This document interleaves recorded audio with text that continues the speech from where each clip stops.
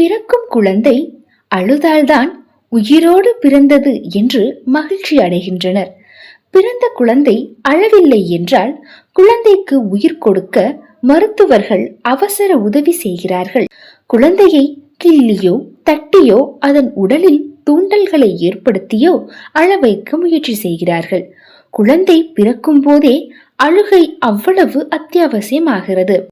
பிறக்கும் குழந்தை ஏன் அழுகிறது என்பதற்கு மருத்துவர்கள் கூறும் காரணம் என்ன தெரியுமா? குழந்தையின் முதல் அழுகையே அதற்கு முதல் மூச்சாக அமைகிறது.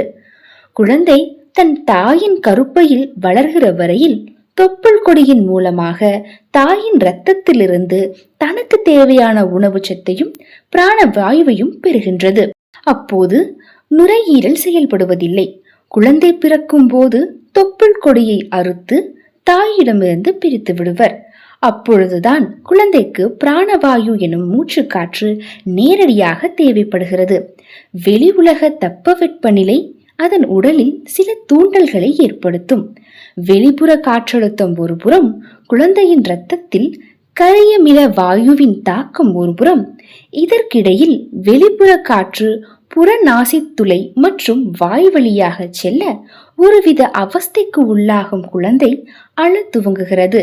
அந்த அழுகையே அதன் முதல் மூச்சாகி நுரையீரலை செயல்பட வைக்கிறது. குழந்தைக்கு அழுகையே முதல் மூச்சு.